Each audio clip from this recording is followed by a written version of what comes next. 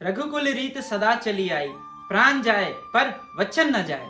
एक वचन जो राजा दशरथ ने अपने धर्म पत्नी कैकेयी को दिया था, एक ऐसा वचन जिसकी वजह से श्री राम रातों रात अपने घर से हमेशा के लिए जुदा हो गए। एक वचन जो एक पिता को अपने पुत्र से हमेशा के लिए दूर कर दिया। क्यों हुआ था ऐसा? क्यों हुआ था राजा दशरथ के साथ ऐसा? आपने कभी सोचा है? अगर ग्रंथ की माने तो राजा दशरथ धर्म में कर्म पे चलने वाले इंसान थे। हमेशा अपने सारे कार्य धर्म पे रह के ही किए। उनके राज्य में जितने भी प्रजा थे हमेशा खुश रहते थे। उनके राज्य में दूर दूर से व्यापारी आके अपना व्यापार करते थे और चारों तरफ हमेशा खुशियां का माहौल था। लेकिन कहीं ना कहीं राजा दशरथ के जीवन में पुत्र की कमी खलती रहती थी। क्यों? क्योंकि उनके जीवन में कोई पुत्र की प्राप्ति नहीं थी। यह विधि का विधान था।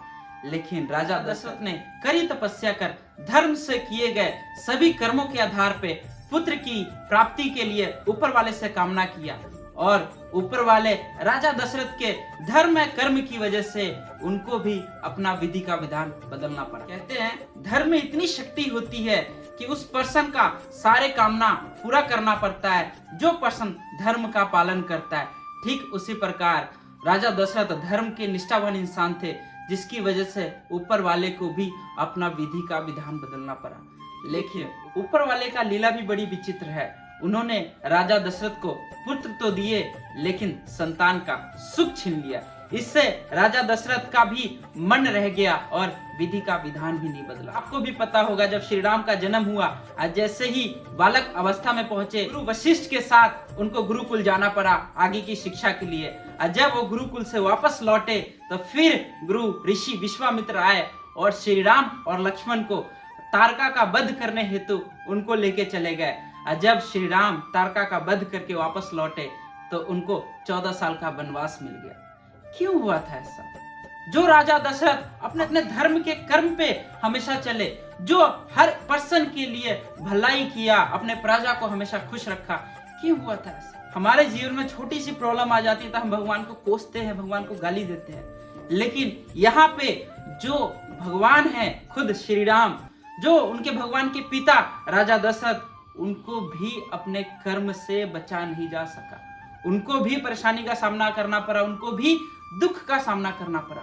हमारे जीवन में छोटा सा दुख आता है, छोटी सी तकलीफ आती है तो हम भगवान को गालियां देने लगते हैं, समाज को गालियां देने लगते हैं, सोचते हैं इसकी वजह से मैं ये नहीं कर पाया, उसकी वजह से मैं नहीं कर पाया, दूसरों पे उंगली उठाने लगते हैं। यहाँ पे खुद भगवान के जीवन में इतनी सारी समस्याएं, इतनी सारी दिक्कत और परेशानी का सामना करना पड़ा, फिर भी अपने कर्म के राह पे चलते चलते उस सारे दुखों का सामना किया।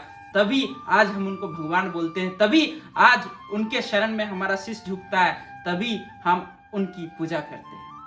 अगर आपके जीवन में भी कोई समस्या आ रही, कोई दिक्कत आ रही, कोई परेशानी आ रही है तो आप सोचिए भगवान भी किसी समस्या से नहीं बच पाए तो हम कैसे बचेंगे? हमारा काम है हमारे जीवन में जितने भी चैलेंजेस आए, जितनी भी परेशानी आई, उसका सामना हंसते हंसते किया जाए। जब आप उनका सामना हंसते हंसते करते हैं तो कुछ समय बाद भी आपकी सारी दिक्कत और परेशानियां चली जाती है और आपके जीवन में भी खुशहाली आती है। जैसे श्री राम के जीवन में 14 साल के बाद इतनी अच्छी खुशहाली आई, जिसकी वजह से आज भी हम दिवाली मनाते हैं। और 22 जनवरी 2024 को आप भी सारे अपने घर में दिवाली मनाएं, अपने घर में दीपक जलाएं और खुश रहे। मेरी तरफ से आप सभी को 22 जनवरी 2024 के लिए अभी से बहुत सारी शुभकामनाएं, आपकी फैमिली के लिए शुभकामनाएं। जय श्री राम।